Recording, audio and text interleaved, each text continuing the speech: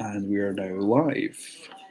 So usually people sort of trickle in because it's streaming live on YouTube right now.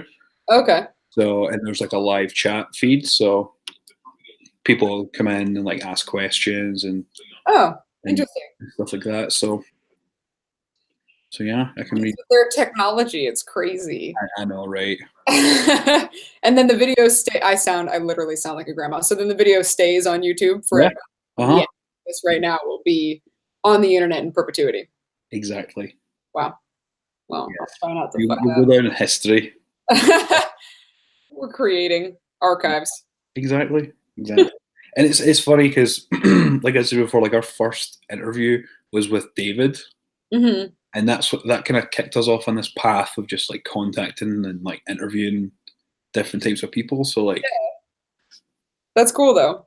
yeah, and he's normally podcasts are like we'll call on the phone, which is why I'm like this.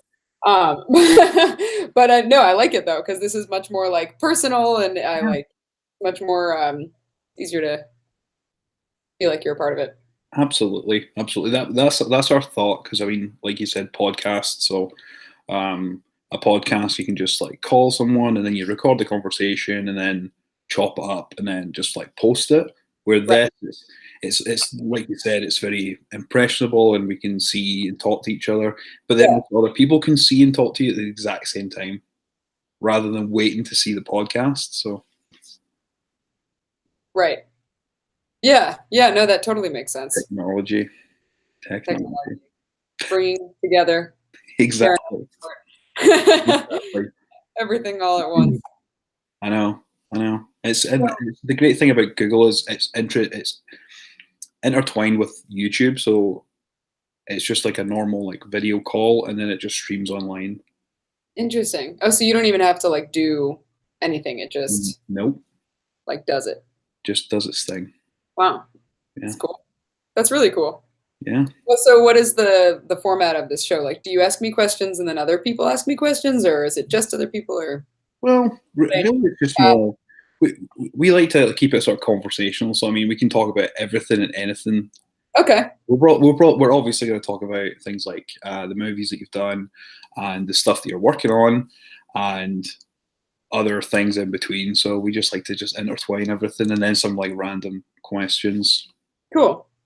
So we like to keep it light. We're very easy. So yeah, sounds perfect. Well, then I wore sweatpants to the right podcast. Oh, absolutely. I might just change it to the Sweatpants podcast. There we go.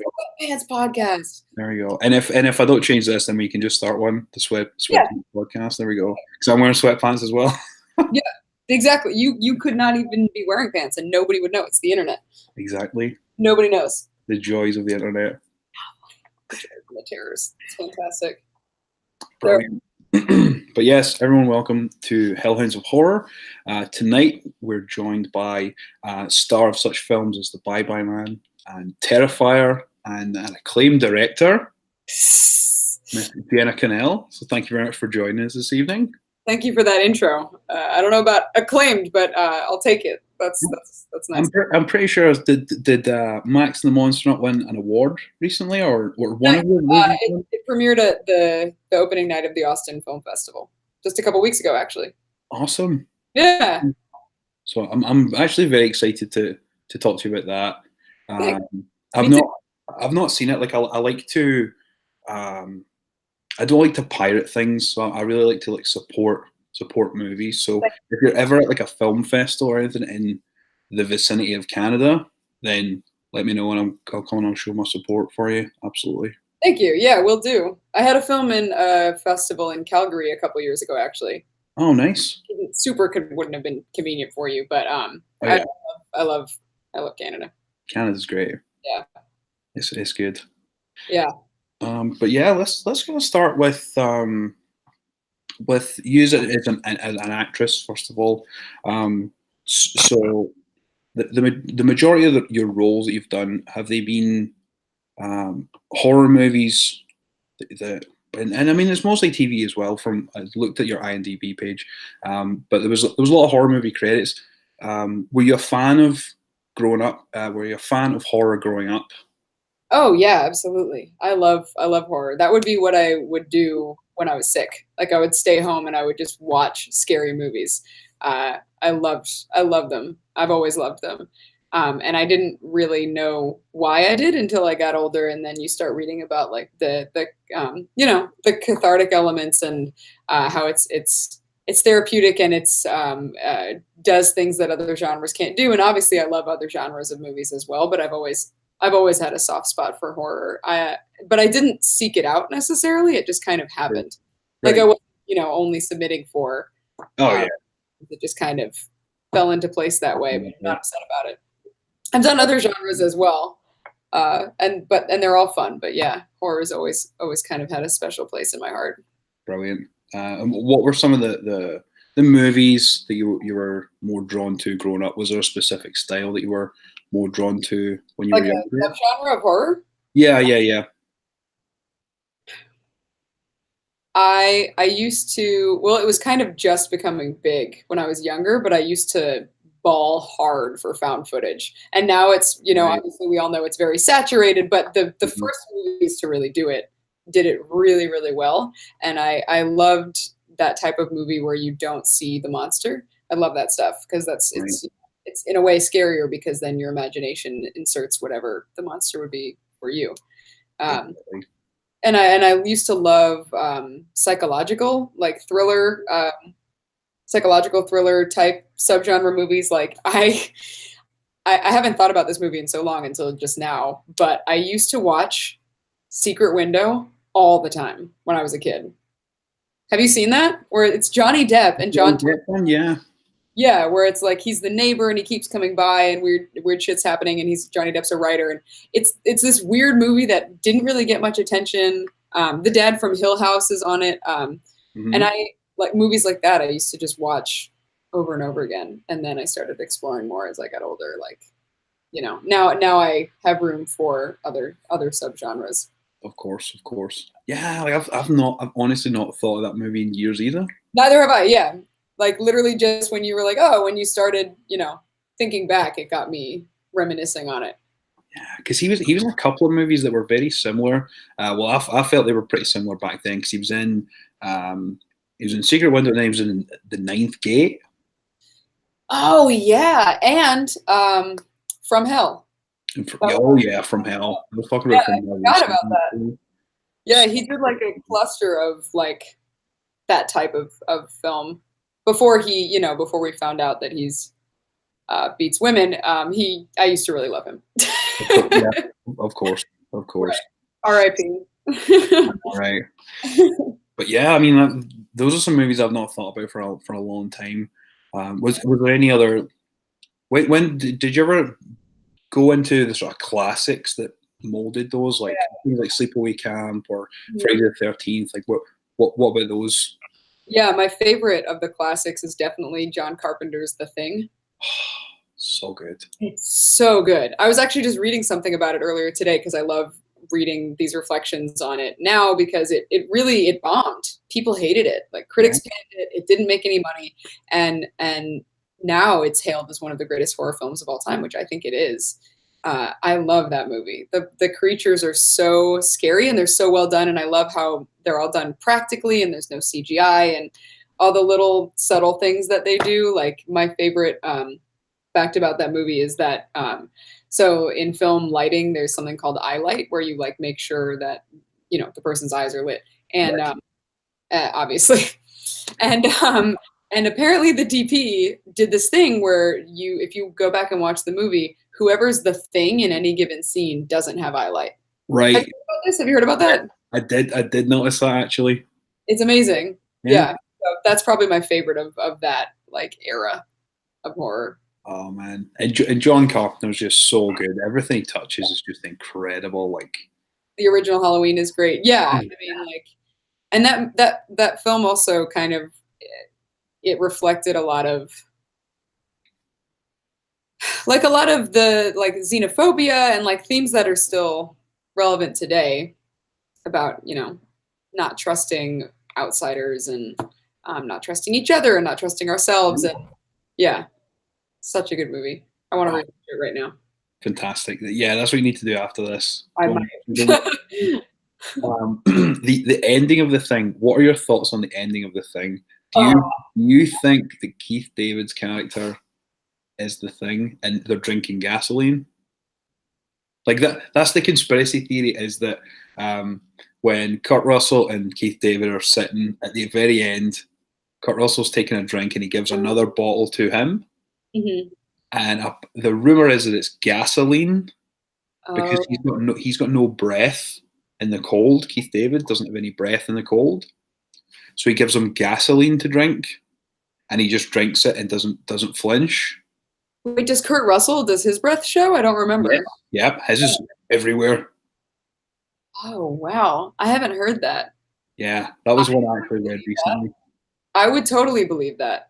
I mean, I like those movies where everyone where they realize that it's hopeless and then everybody self-destructs. Yeah. I could see it being that sort of thing where they're like, we have to keep this thing from getting into the world.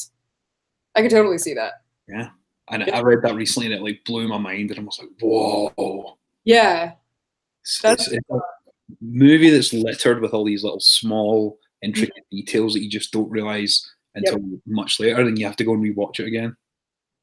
Yeah. Which I clearly need to do because, I mean, yeah, there's so many, and you can like go and read about some of that stuff. Like that's how I found out about the eye light thing. There's so many really well done details. That's really cool. That's really good.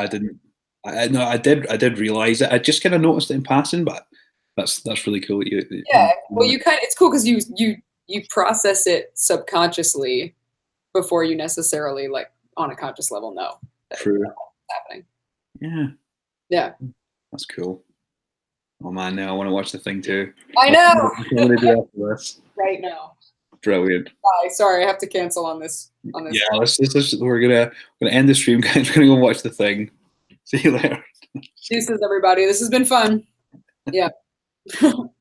Brilliant. So we have a question that's came in from the chat. Cool. I can't see it, so it's. That's fine. I'll read that to you. Oh, thank you. Someone called Jackie, who said that she's a big fan of your work in Terrifier. Thank you, Jackie. She's asked, while filming Terrifier, were there any scenes that were too gory to handle for you? If so, which scene? No. I mean, I had seen Damien's work prior to working with him, and so I knew what I was in for. I like how uncomfortable I felt in a lot of ways filming with how realistic the effects are, because Damien's really good at his job. And I like that stuff because it puts you in it. It makes you feel like you're actually in this situation. You're this person experiencing this thing. And especially when, I mean, we all know the grossest thing that happens if you've seen the movie. Everybody knows. But it needed to gross me out. Like that was the point. It needed to freak me out. And I needed to have that reaction. Otherwise it wouldn't have been believable. It's, it's my best friend. So no, but also yes, I suppose, but you kind of, I at least enjoy using that to inform the performance. Brilliant.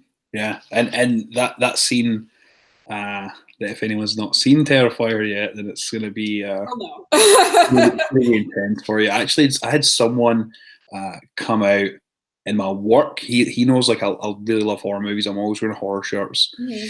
And he came by and he's like, yeah, I just watched this movie at the weekend. I don't know if you've heard of it, but it's called Terrifier. And I'm like, oh yeah. I'm like, what did you think of it? And he's like, oh, I couldn't finish watching it. I'm like, why? I'm like, it's brilliant. And he's like, well, it got to that bit and the woman was like upside down, and when it got to that point, I just couldn't do it and I had to turn it off. So not the actual physical part of the movie yet, but just the imagery are upside down.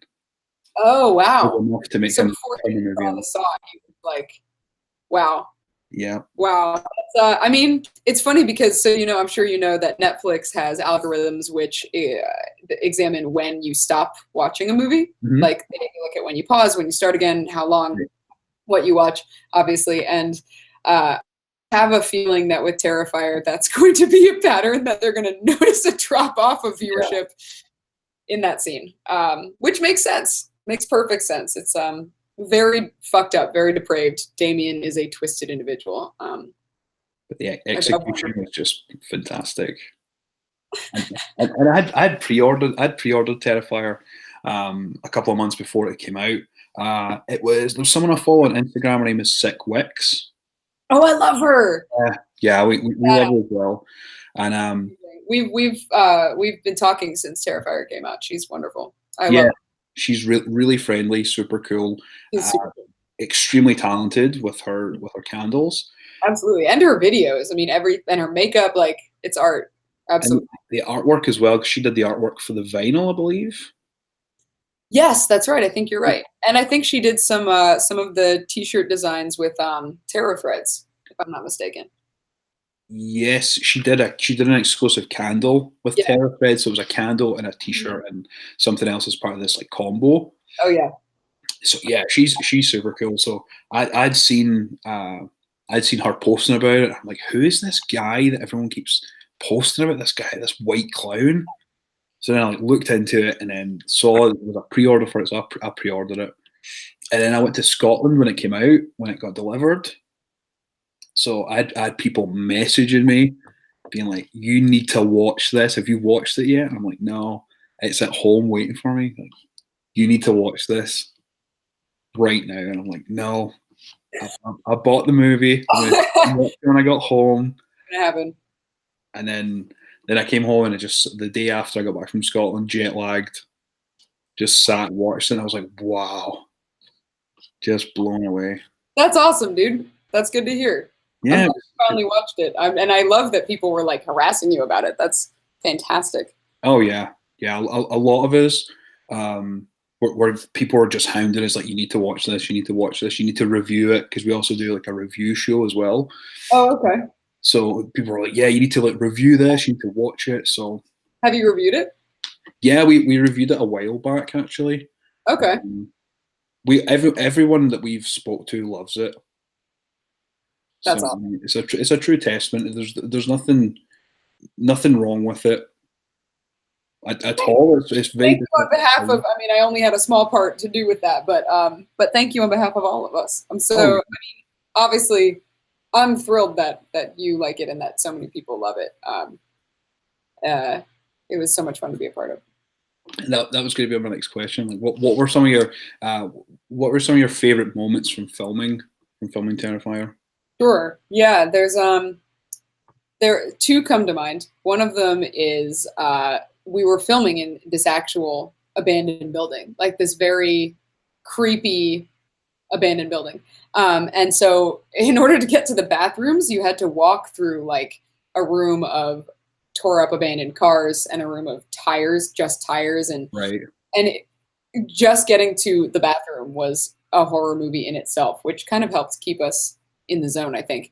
And then on the flip side, and then there were condoms around, and like people, it looks like they had just like thrown their shit, like needles. I mean, we were all safe and fine. It was just like, it was creepy to be somewhere where people had clearly worked and lived and abandoned it. It was very unnerving, very cold. And then on the flip side of that, we were shooting all nights. We were shooting, 7 p.m. to 7 a.m. Right. Like crazy schedule. And so, you get really tired because it's really hard to adjust to that. And even when you do, you're super confused because, you're going to sleep when the sun comes up and stuff. And one of my favorite stories from Terrifier was that we were on our way back to where we were staying. Myself, Phil Falcone, the producer, and Damien. Right. And we stopped at this gas station, and we were so deliriously tired that Damien went on a rant about how much he loves hedgehogs, which is absolutely precious if you've seen any of his movies, because they're brutal and fucked up and like just so twisted. And he loves hedgehogs, which are like cute and like squishy and like the exact opposite of what someone you would think someone like that would be have an affinity for. And so that's one of my favorite stories, that he was so beyond tired. And I'm amazed I even remember it because I was half asleep too. But that was like top 3 favorite moments. Absolutely. Brilliant. And Yeah. hedgehogs as well, specifically. Specifically hedgehogs. Yeah, not any other like rodent pet. Just hedgehogs. Wow. Spiky, pokely motherfuckers. With like the soft little bellies and their pointed noses. And I mean, yeah, they are pretty cute. They are pretty cute. And now every time I see them, I think of him, which is probably not what he wants, but yeah, because they're spikes and they're deadly. Right. They're just like, yeah. No. Yeah. I've embarrassed him with that story before. It's nothing new. As soon as you started saying that, I feel like David told us that as well. Did he really? I think he did. That would be funny. He wasn't there when it happened, but I have told this story, and so he probably. Yeah, there were some funny moments with him too. I mean, he's a hoot. I'm sure you saw when you talked to him. Yeah. He's a very interesting guy. Oh yeah, and his work as the Joker as well. Oh yeah. Oh, brilliant. Well, I mean, he has like a theater background, and so he's a very physical actor, which I mean, he had to be to play Art, as you saw, like lots of over the top. Oh yeah, and then the part where he crashes the little bike. Oh my gosh. What was it like? My favorite part is the part with the breastplate, so to speak. I don't want to ruin it if anybody hasn't watched the whole thing yet, but you'll know. You will know. Yeah, that was awkward. Like there was I think I got visitors 2 or 3 times in the last like maybe 3 months or so, and every single time someone has came to visit and they've been like, "Oh, what do you want to watch?" And I'm like, "Terrifier." That's amazing. And then they get to that part. They were already still recovering from the middle scene. Yeah, we know. Yeah. And, it would get to the part where he suddenly has breasts. He's adorned, yeah. Yeah, he's dancing around. Yeah, exactly. Just like that. And at that point, they then realize, what the fuck am I watching? It really puts it over the edge. Yeah, that's when it sends it into like the stratosphere. Mm-hmm. And absolutely. such a great moment. Yeah, it's really unique, special moment. Oh yeah, for sure. And the behind the scenes stuff's really cool as well. And the Blu-ray that I've got of it, there's a lot of the behind the scenes stuff where it shows you the scene where your character is shot blank and them setting up. And there she is. This is my cat. This is my cat's asshole, everybody. I'm listening. I'm sorry. Please continue. Just I needed to give that introduction. Oh yeah. Everyone's used to it from Mind, isn't it? Oh, good. Asshole, like ball sack, everything. Oh yeah. Well, all day. He doesn't have that. Yeah. Sorry, you were saying behind the scenes. The behind the scenes with filming the gunshot. Oh yeah. Was that the first time that you'd worked with that kind of like movie magic, so to speak, with the like so practical and so DIY? Like, was that the first time that you got to work? It was kind of. So I've been shot on film, not for fun, multiple times, but that was the first time I had been shot in the face, and so that is a different beast, and it is a lot scarier when you have. I mean, and Damien, to his credit, he wanted me to feel safe, and so he lay down on the ground in my position and had me aim it at his face and shoot it at him to like say like it's there's nothing in the gun, because it's if someone's pointing a gun at your fucking face, like it's a little unnerving. But I hadn't had. I mean, we did. I had the prosthetic injuries on my face and the bullet wounds, and then we had like tubes running through underneath the prosthetic that would kind of spurt blood, and that. I've had prosthetics on me before, like for Bye Bye Man post train hit. I had a whole like on my face and on my arm and a full chest piece. But this was the first time that I had like active prosthetics on my face where like they were actively bleeding and gushing and spurting, and so sort of, yeah. It was intense, but it was it's cool. It's cool to see how that stuff comes together. Yeah. and I can't imagine him directing this whilst also doing the practical and special effects for it as well. Oh yeah. Like that was mind blowing enough as it is. He did not sleep for like months, I think. I mean, yeah, because it's a very unusual combination for the director, as you know, I'm sure, for the director to also be doing visual effects. And it's definitely, I mean, some of it is just that, it's indie film and it's low budget, but then at the same time, it's also, that's his background.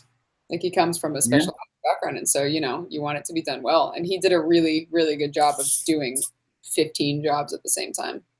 Oh, for sure. Yeah, which again is indie film. Everybody's doing more jobs than they're really supposed to be doing, but that's a particularly intense combination that they're setting up lighting and setting up the shot, and meanwhile he's like David's lying on the floor and Damien's like building his face. Yeah, pretty much. Yeah, a lot of stress on him. It's very impressive what he pulled off, and I'm really glad that it's paying off. Oh, definitely. And I mean, like, everyone always commends the practical effects because it's a thing that's lost nowadays in most cinema. Oh yeah, absolutely. I mean, we were talking about that earlier with The Thing. Like, yeah, exactly. It's so much more special when you don't rely on CGI. Exactly. Yeah. It makes it more real for the audience because I think we can tell. I think we have a different reaction to it. Absolutely. Yeah. I think I watched the same movie that you're in, like Bye Bye Man and then Terrifier. It's two very different styles because there's obviously the CGI like dog. Wait, the video. What was the other one? Terrifier and Bye Bye Man. Oh yeah, they're very different. Yeah. Yeah, they're very different, and one has a CGI dog. Yes. Like a hellhound sort of thing. Yeah. And then there's Terrifier where everything's done practically and yeah,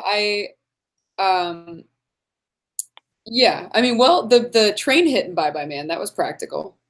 That was done practically. And you can tell, I mean, it's brutal.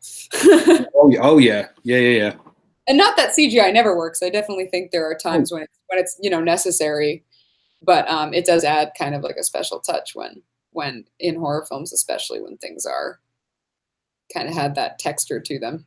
Oh, absolutely. And then where we're talking about Bye Bye Man, what were your experiences like filming that? Obviously working with Doug Jones, who's he's amazing. Yeah, he's cool. I mean, yeah, everyone was awesome to work with. Yeah, Doug is incredible. I tried not to fangirl out when I met him because I've been a fan for a while. I tried not to be a total nerd. And yeah, Bye Bye Man was amazing. Stacey Title, the director, she found out that I'm a filmmaker as well, and so she became very much a mentor to me on that shoot. Right. Send me your shot list and take me into Video Village and explain why she was making the decisions she was making. And yeah, it was really nice. I mean, and we were filming in Ohio for like weeks, like over a month and a half, and you kind of become a family, and we definitely did, especially on that shoot. Everyone, we'd go out together and hang out together, and yeah, it was awesome working with them. And all the Intrepid Pictures people are fantastic, and yeah, that was my first studio film, right? And it was a lot of fun, and it was a really cool. I'm really happy that was my first experience on a studio film. That's awesome. Yeah. And again, working with such people, and then from that you then developed a mentor. Like that's almost worth it. Absolutely. Yeah. That's really cool. And then obviously working with Doug. I mean, I'm a huge fan of Doug. I love The Shape of Water. Oh yeah, I love his work in Pan's Labyrinth. Hocus Pocus. That's right. Yeah, throwing it back. Mm-hmm. Yeah, he's so nice. Like he is very nice and like soft spoken. We had breakfast together one day because there was one day where we had the same transpo call, the same the van was taking us both to set at the same time. We had breakfast together, and like he's so sweet. Brilliant. That's good. That's good to hear. It's good to hear when Yeah, you always want that to be the case. Yeah. Not always the case. Not all the time, but it's so much better to hear that someone's a great person rather than it's better to hear that you've thought they're a bad person and they actually are a bad person. So Or that that's you really thought cool. they're, yeah, a good person, and then sometimes they're not. Unfortunately, yeah, that's how the industry works. But Right. Yeah. another couple of questions here from the chat here. So someone asked, "How do you feel about being a scream queen?" I fucking love it. Are you kidding? I love it. I love horror and screaming. I feel like I've gotten much better at it with practice. And honestly, it's a title I'm honored to have because I didn't think of myself as I was like, oh, I can't. That's not. But it's very flattering. I love it. That's awesome. Yeah. And when the movie came out, when Terrifier came out, did you find yourself going to look at review sites or magazines to see what people were saying? I peeked at. I didn't go out of my way to do that stuff because I was, you're always told not to. Of course, yeah. That. But I definitely I revisited the trailer and things like that and read the comments just to kind of see how people were reacting to it. And then I didn't necessarily have to go too far because I got I've received a lot of messages like on Instagram and things like that and on Twitter and people just talking about how much they love the movie. It makes me so happy. And I mean, the Scream Queen thing, like there are so many amazing women that are like hailed as Scream Queens. And so to even the idea that I would possibly be anywhere near them is like fills the dark void where my heart should be. Brilliant. Yeah, well, it's well deserved. I mean, thank you. You did a great job. I loved your performance in Terrifier. Thanks. Well, hopefully you'll get to see more of me screaming. Yeah, that's what everyone in the chat's excited for that now. Oh, awesome. Good. Yeah. So our friend Jessica, she's asked if you were. Let me just read it. Pure film any genre movie with any actor. If you were to film any genre of movie with any actor, dead or alive, what would you film and who would you film with? Oh God. First of all, thank you, Jessica, for the question. That's a curveball.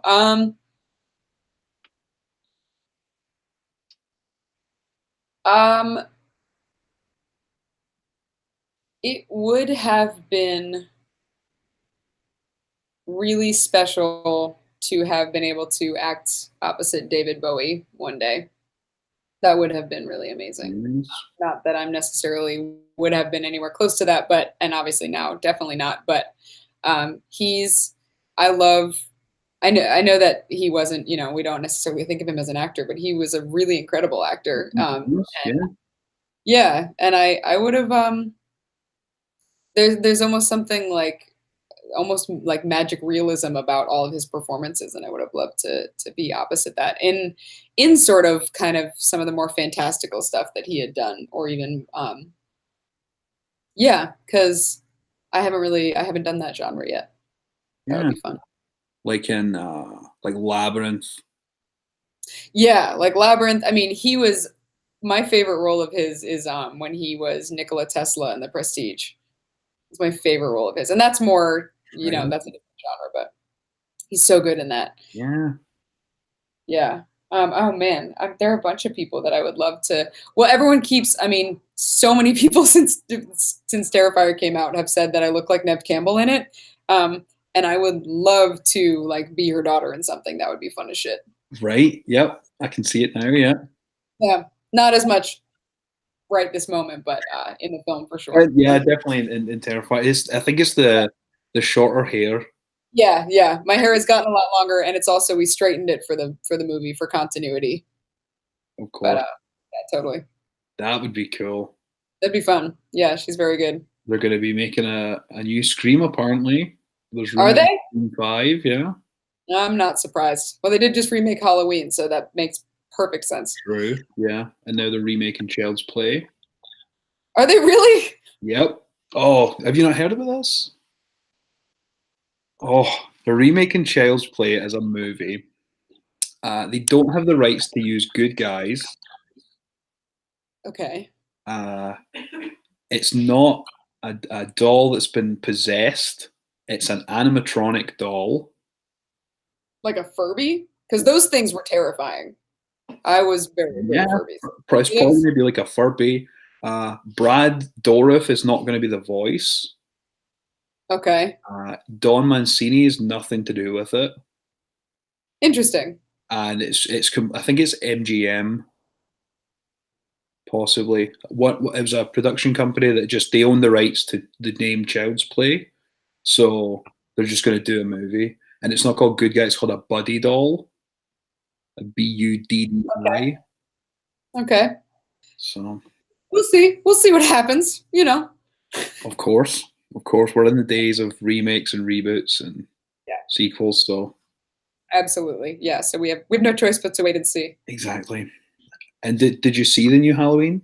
I did. What were your thoughts on it? Good, bad, indifferent? I preferred the original.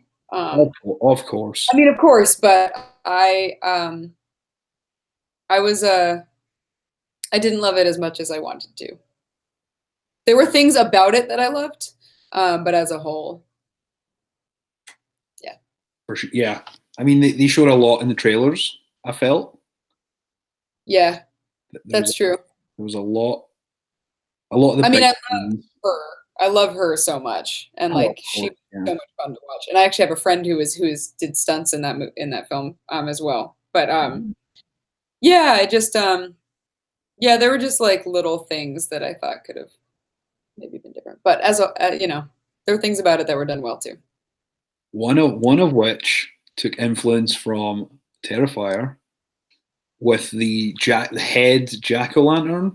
Oh yeah. Oh man. I hope that would actually be an influence. That would be very flattering.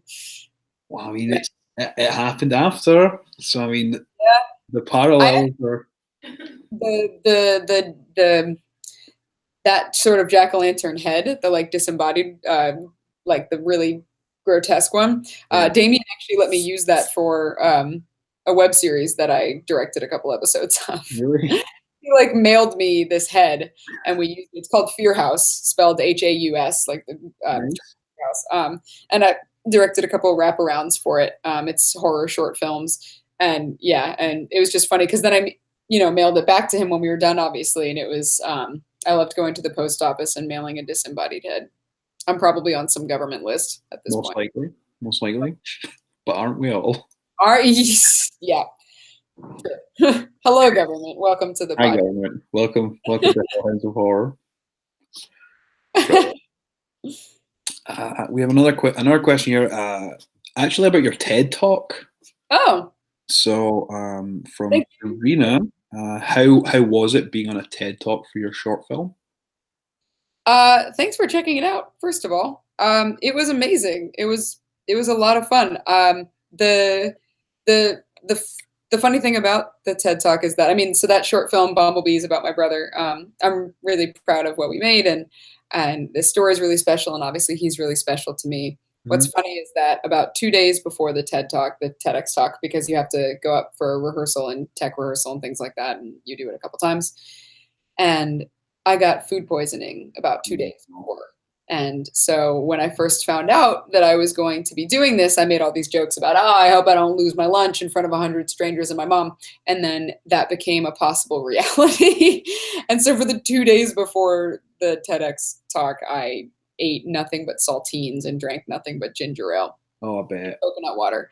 And I was okay. I didn't vomit, but I can tell, at least watching the video, that I'm not at 100%. Hopefully most people cannot tell. Because it was like I ate the first real food I had in days after it was over, because I was just so worried that I was gonna puke, and then it's on the internet forever. Me puking in front, that's not really something I want. So I'm glad that it's not something I have to reckon with. I bet. Yep. But the talk went well. It did, and I'm really, really happy that it was received well, and I'm happy that I had the privilege of telling that story. And being a part of that day. And I got to see a lot of other TEDx talks because they film a bunch of them at once. And it was a lot of fun seeing all the other ones because they were about all sorts of things. They were all over the place. so I learned a lot, and it was really interesting. Brilliant. Yeah. Yeah, that's good. I mean, no one would ever know until you tell them that you were. Which, of course, I tell everyone, so now people know. But you're right. That's good. I'm glad that it's not obvious. Yeah, well, it definitely wasn't obvious. Oh, good. Good. Well, it's a funny story now. It was not at the time, but now. Oh yeah, hilarious. Absolutely. Yeah. So we've got a couple of questions here from Nightmare Files, and he asks, how many takes did it take for you to nail the tripping scene in Terrifier? Oh, on the stairs? Yeah. And how many times did you have to trip? I don't remember the amount of the total number. Yeah, just because it's been a couple of years at this point. Yeah, but I remember we did it several times. And I mean, I'm glad that I like have the stunt experience to pull that off and not actually get hurt. And obviously, that's movie magic to a degree as well, where we're to make it look much more brutal. But I have stunt pads. I have like knees and elbows and things like that. And we also had a pad on the floor. We made sure it was very safe. I don't remember how many times I had to do it, but I remember it was a couple. It was a couple, but I never actually got hurt. So that's always good. That's always good. Yeah. I trip in everyday life and I don't get paid for it. So it's, Don't we all? The other day, like I was just walking down the stairs, and for some reason, my arm decided to do this thing where it kind of came down onto the banister.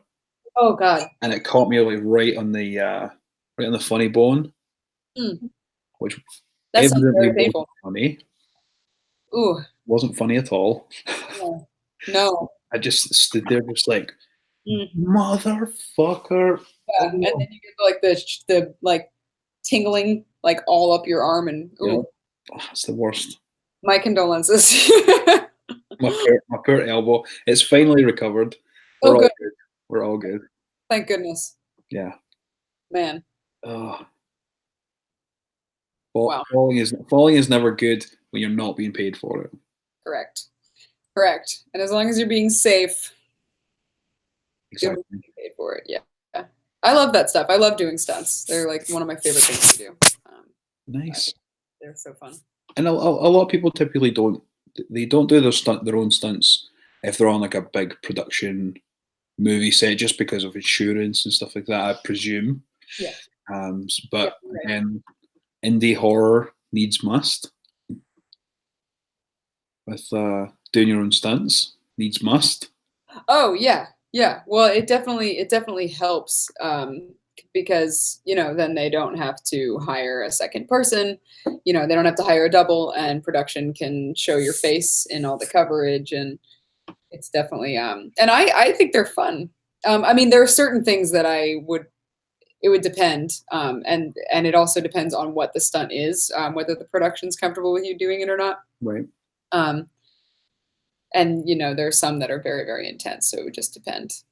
Of course. But as of now, I think they're a lot of fun, and I'm fortunate to have been able to do them a number of times, and I've been kind of helping in a way.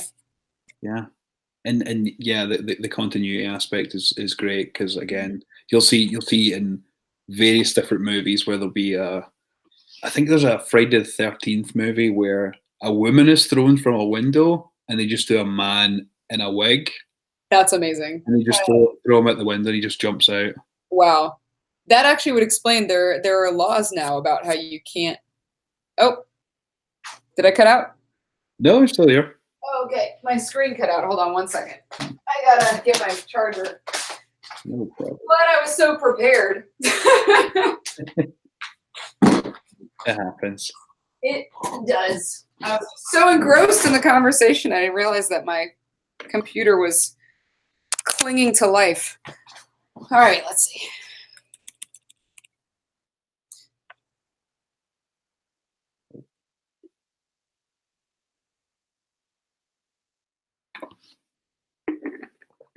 Oh, sorry, she's cut out for a second. The joys of life. So it'll be 1 second, just while I get her back in. How's everyone's night going?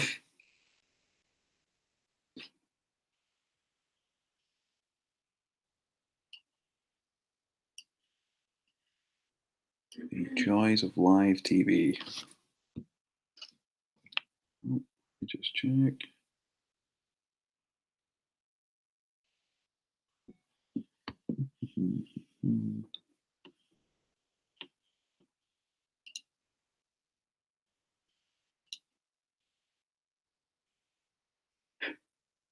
Nice, good to hear. Great questions so far, guys. Been great ones. If anyone has any more, definitely throw them in the chat. I'll definitely try and get Jenna back on just now. It may be possible their laptop's cut out, so. Oh. Okay, so yeah, her computer died just as she plugged it back in, so. The computer techs are used to things breaking. Yeah. I'm used to that sort of stuff too.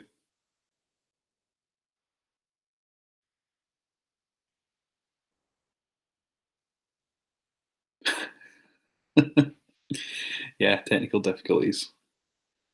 Welcome to Freaky Girls Live.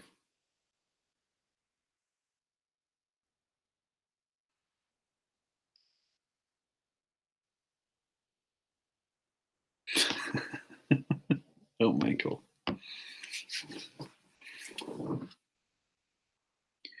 So yeah, she just messaged me there and let me know that her computer's died right as she plugged it in. So she'll be back momentarily.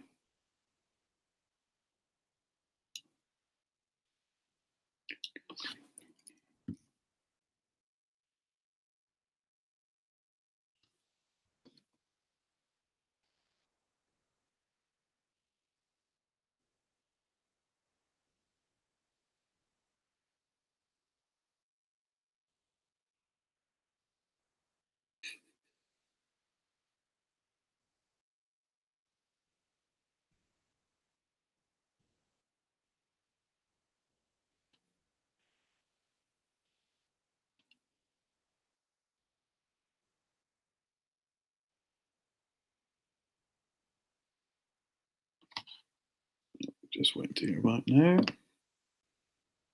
Doing good? Doing good, Jessica?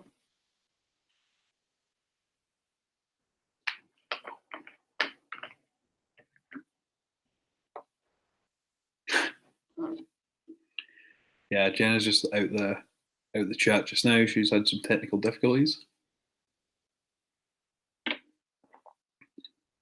As you can probably already tell, I'm definitely not her.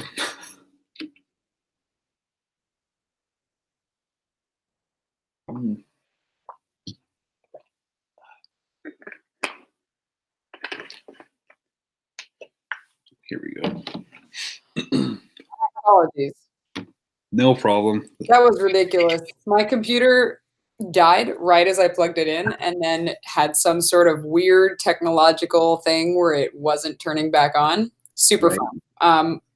So sorry. No problem at all. That's I think it was last week because I don't know if you do, but I use a Mac.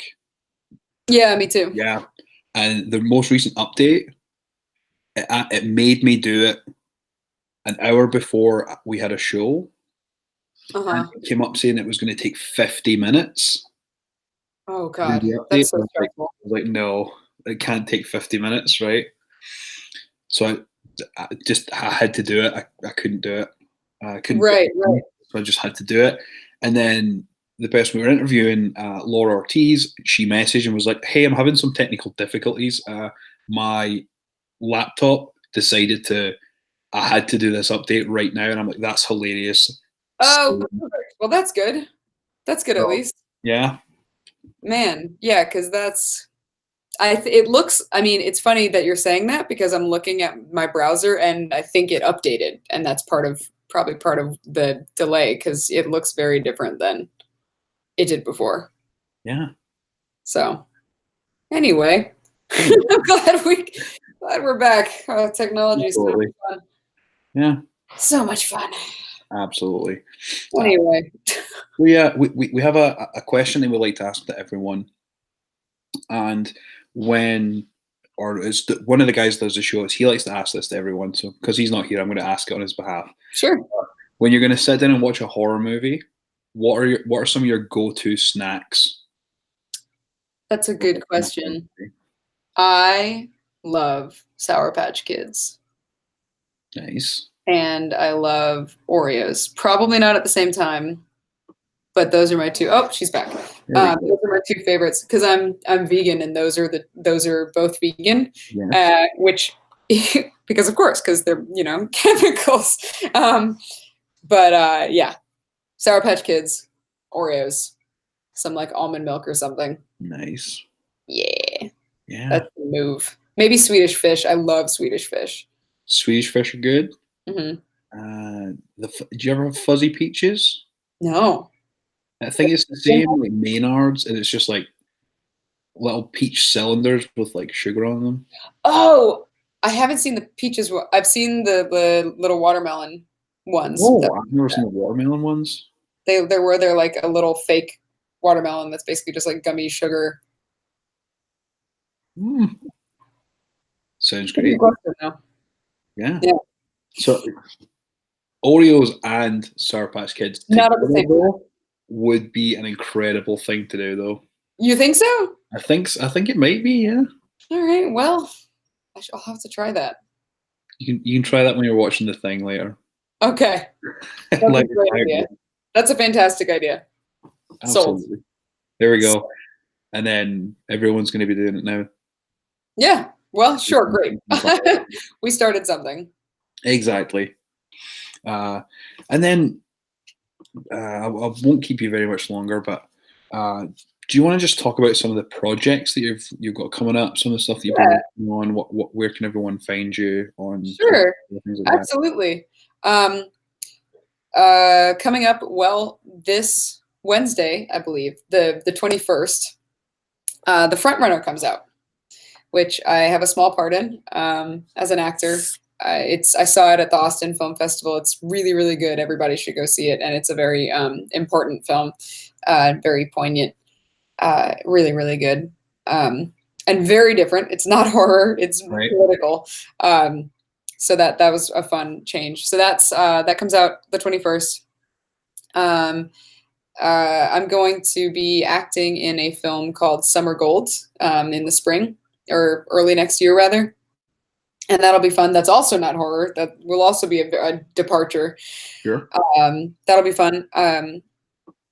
I wrote and directed a short film, which we talked about, Max and the Monster, which played the opening night of the Austin Film Festival. And then I don't remember if we said that before or after we were recording. So if I'm repeating, forgive me. But that one is a proof of concept for a series. So we are currently in the process of pitching that series, which will hopefully that'll happen. There's a horror film actually that I co-wrote to direct, and that will. We've gotten a couple bites about that, so hopefully I'll get to make that soon because I think you guys would dig it because it's real twisted and dark. Love it. So I'll keep you posted if that ends up happening. And then, yeah, those are the big ones. Those are the big ones, for sure. And then where you can find me, I am on Twitter and Instagram. I prefer Instagram, but I'm on both of them, as at Squidthusiast, like someone who is enthusiastic about squids. Right. SQUIDTHUSIAST. Brilliant. I've got that linked in the description for you do? Oh, awesome. Thank you. Awesome. That was one thing I was going to ask as well. About that? Where did the name for your Instagram handle come from? Was it just you enthusiastic about squid? Yeah, I'm kind of a cephalophile. Like I like cephalopods and I like squids. And squids are really weird and have a lot of like very strange evolutionary anomalies that I'm fascinated by. And I don't know about a lot of them, but the ones I do like, I am very enthusiastic about. Brilliant. Yeah, so that's where that came from. And it's a different name. Yeah, it's a different name. It's not my name.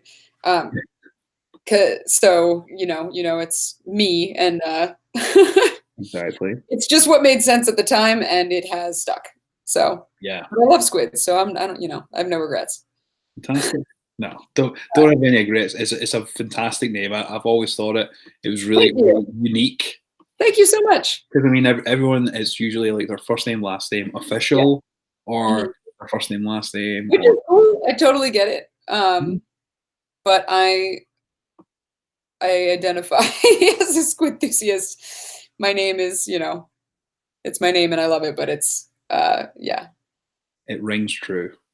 It rings true. Yeah. Yeah. Squid for life. Absolutely. Yeah. And I feel if people are just tuning in, this is Emmett. She's on my lap, and that's why I keep looking down. Oh my God. She also loves horror. She likes The Thing. She has not seen The Thing. I think she's too young. When she gets a little older, I'll introduce The Thing. But we watched all of The Haunting of Hill House together, and she enjoyed it and was awake for most of it.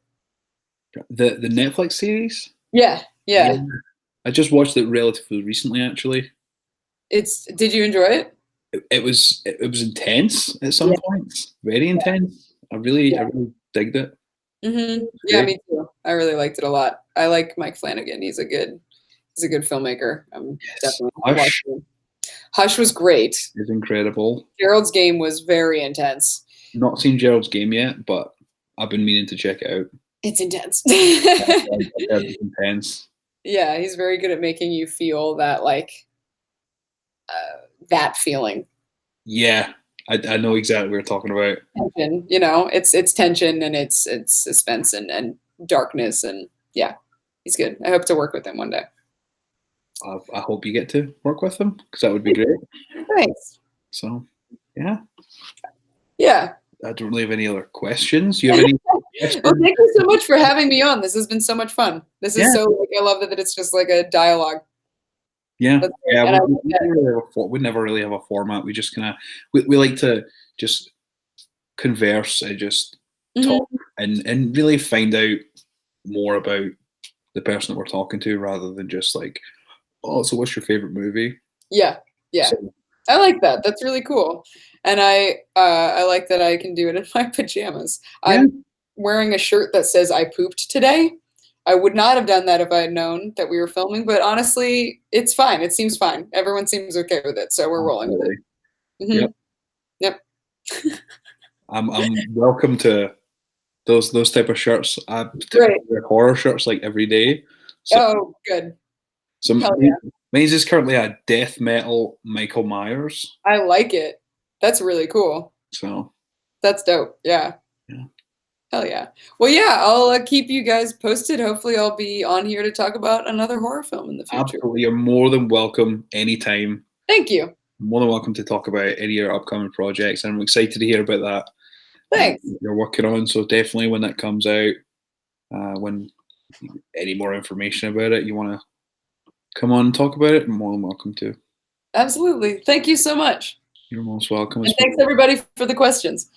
Yeah, everyone, thanks for joining. Everyone have a good rest of your Friday evening. Yeah. Peace.